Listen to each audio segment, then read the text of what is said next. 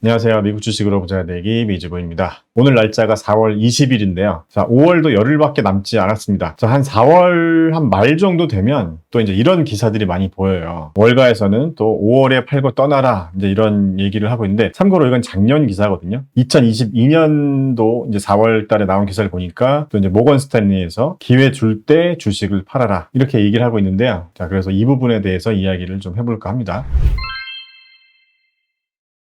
자, 그래서 월가의 격언이다 뭐 이렇게 표현합니다. Sell in May and go away 뭐 이런 얘기도 하는데, 지금 여기 보시는 그래프는 1950년부터 2020년까지 한 70년 동안 월별 수익률을 나타낸 거예요. 그래서 지금 이 오렌지색 그래프가 지난 10년을 의미하고요. 파란색 그래프는 20년. 자, 그 다음에 이 네이비색 그래프가 이 1950년부터 현재까지니까 70년을 의미합니다. 그래서 여러분들은 이 세 가지만 일단 보시면 되는데, 자, 지금 보시면요. 5월부터 안 좋았다는 거죠, 수익률이. 그래서 5월에 팔고 떠나라 이제 이렇게 얘기를 하고 있는 건데, 5월달 수익률을 봤더니 자, 지난 10년간 평균 수익률은 굉장히 안 좋았고요. 지난 20년간 수익률도 다른 달과 비교를 하면 굉장히 안 좋았다는 거죠. 지금 파란색 그래프가 이 정도 수준이니까 다른 달의 파란색 그래프들과 비교해봐도 5월달이 안 좋았다 이렇게 얘기를 하고 있는 거고, 자, 그 다음에 1950년대부터 현재까지의 70년 동안의 이 5월 평균 수익률도 역대적으로 안 좋았다. 그래서 5월에 팔고 떠나야 된다 이제 이렇게 얘기를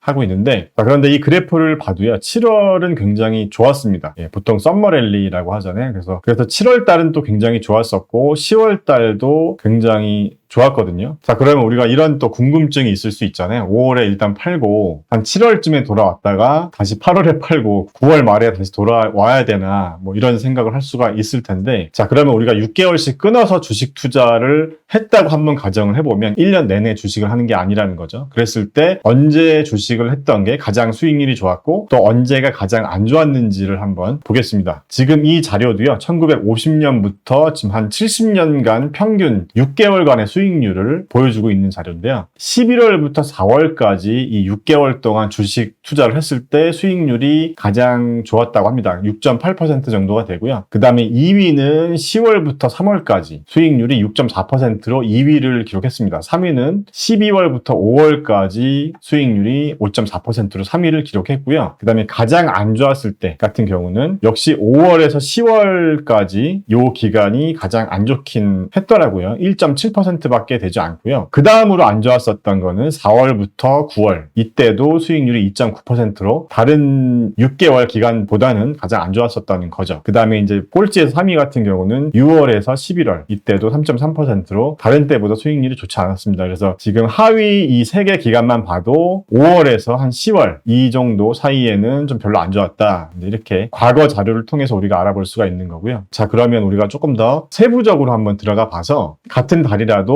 월 초와 월 말, 그러니까 이제 중순을 기준으로 해서 앞에 둘째 주, 뒤에 둘째 주 이렇게 2주씩 끊어서 한번 알아보도록 하겠습니다. 그래서 지금 제가 이렇게 색깔로 좀 표시를 해놨거든요. 그러니까 빨간색은 5월, 보라색은 6월, 파란색은 7월, 그 다음에 노란색은 8월, 초록색은 9월인데요. 지금 5월 달을 한번 먼저 보면요. 지금 5월 첫째 주와 둘째 주 같은 경우 역대 지난 70년간 수익률이 가장 안 좋았었던 순위 중에서 뒤에서 5번째 정도가 됐습니다. 5월 첫째 주가. 그러니까 굉장히 안 좋았다고 보시면 되죠. 5월 첫째 주부터는. 자, 그 다음에 5월 둘째 주를 보면요. 지금 이 부분인데 한 중간쯤 되는 것 같습니다. 그러니까 5월 첫째 주와 둘째 주가 가장 안 좋았다, 이렇게 우리가 볼 수가 있을 것 같고요. 셋째 주, 넷째 주는 뭐 나쁘진 않았다, 중간 정도는 했다, 이렇게 볼 수가 있을 것 같고요. 오히려 6월 달이 가장 안 좋더라고요. 6월 셋째 주, 넷째 주 같은 경우는 보면 역대 꼴찌입니다. 수익률 기준으로. 예, 마이너스이기 때문에 우리가 확실히 6월은 안 좋다, 이렇게 예상을 해볼 수가 있을 것 같고요. 자, 그 다음에 6월 첫째 주, 둘째 주 같은 경우도 5월보다 오히려 좋지가 않았습니다. 그래서 5월에 팔고 떠나라 보다는 6월에 팔고 떠나라가 조금 더 과거 수치를 봤을 때는 좀 맞는 것 같고, 자, 7월도 한번 보면요. 7월은 썸머랠리라고 보통 하잖아요. 그래서 굉장히 좋습니다. 7월 첫째 주, 둘째 주 같은 경우는 역대 1위고요. 그러니까 70년간 평균 통계를 내보니까 역대 1위고, 그 다음에 셋째 주, 넷째 주 같은 경우도 아무래도 첫째 주, 둘째 주에서 너무 달리다 보니까 약간의 조정도 있을 수 있겠지만 그래도 뭐 수익률 자체가 마이너스는 아니었고요. 자, 그 다음에 8월 달 같은 경우도 뭐 그렇게 좋은 것 같지는 않습니다. 8월도 지금 이 부분인데요. 첫째 주, 둘째 주 같은 경우는 굉장히 안 좋다고 우리가 이제 볼 수가 있고, 꼴찌에서 네 번째잖아요. 그 다음에 셋째 주, 넷째 주 같은 경우는 한 중간에서 조금 밑에니까 확실히 일단 6월과 8월은 안 좋다라는 걸 우리가 알 수 있고, 그 다음에 9월을 한번 볼게요.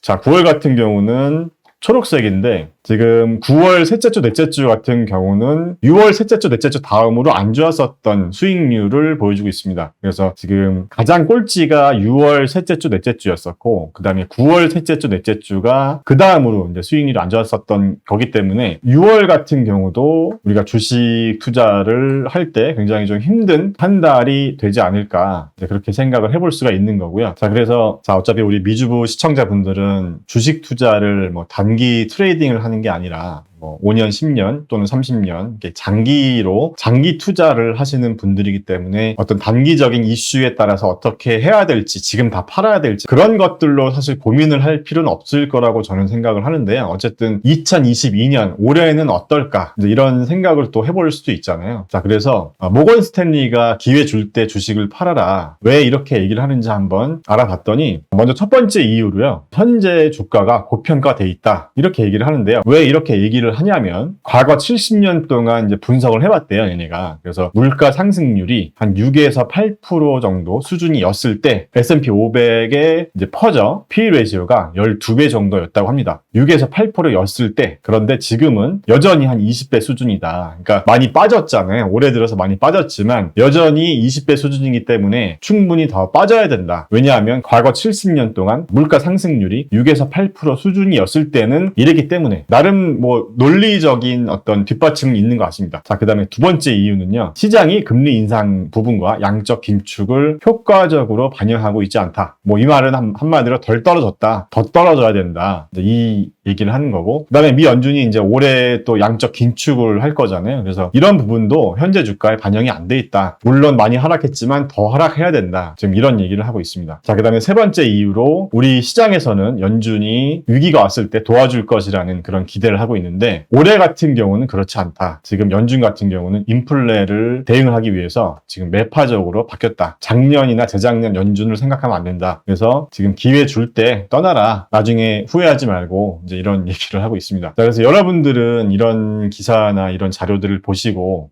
어떤 판단을 하시는지 궁금한데, 자, 일단 작년 같은 경우도 이제 5월에 팔고 떠나라, 이제 이런 기사가 있었잖아요. 그래서 제가 작년만 한번 봤거든요. 자, 지금 보시는 그래프는 파란색이 나스닥이고요. 오렌지색이 S&P 500이라고 보시면 됩니다. 그래서 작년 5월에 만약에 팔았다고 한번 가정을 해볼게요. 지금 작년 5월이면은 지금 딱 이때인데, 자, 여기입니다. 자, 제가 한번 박스를 쳐볼게요. 5월에서 한 10월까지를 제가 박스를 쳐보겠습니다. 자, 이 부분인데, 자, 그래서 5월에 만약에 5월 1일에 만약에 팔았다라고 하면 일단 팔자마자 주가가 이렇게 급락했으니까 잘했다, 팔길 잘했다, 또 이렇게 생각을 하셨을 거예요. 그러다가 꾸준히 또 주가가 상승했잖아요. 자, 그러면은 이제 그런 생각을 하셨을 거예요. 작년 같은 경우에도 지금 요 지점에서 팔았는데 내가 판 가격대보다 다들 또 올라가고 있으니까 이게 다시 사야 되나? 괜히 팔았나? 또 이런 후회를 하시다가 아마도 뭐 한 이쯤에서 사지 않았을까. 네, 한 요쯤에서 9월쯤에 계속 오르니까요. 그래서 다시 샀다가 다시 또 이제 하락을 하면서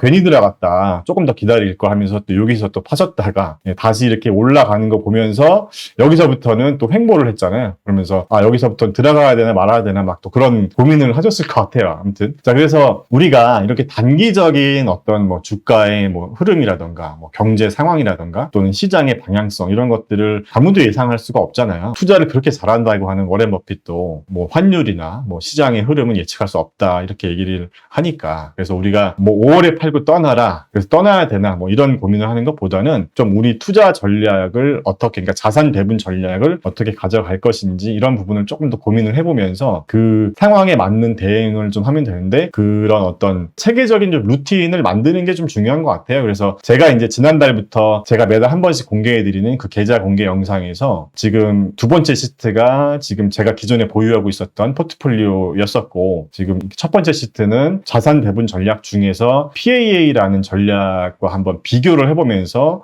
이렇게 했을 경우에 어떻게 수익률이 바뀌고 있는지를 여러분들께 한번 직접 보여드리려고 제가 지금 이렇게 보여드리고 있는 거예요. 그래서 지금 4월 1일부터 4월 18일까지 지금 PAA 전략으로 했으면 수익률이 마이너스 3.29%였다는 의미고, 지금 제가 이제 투자하고 있는 현재 포트폴리오 기준을 봤을 때는 마이너스 9.44%로 지금 되어 있습니다. 지금 오른쪽은 총 누적 수익률을 얘기를 하고 있고요. 자, 그래서 이런 보수적인 자산 관리 전략과 좀 더 공격적이고 좀 성장주에 투자하는 그런 비중을, 자산 배분 비중을 좀 조절해 나가면서 5월에서 한 10월까지 두 번 정도는 좀 굉장히 또 큰 시련이 올 것 같은데, 자산 배분 전략을 잘 해나가면서 시장이 크게 하락할 때는 조금 더 방어가 잘 되고, 또 시장이 상승할 때 좀 저가 매수를 잘 할 수 있는 또 그런 전략으로 잘 슬기롭게 한번 5월 달을 맞이해 보셨으면 좋겠습니다.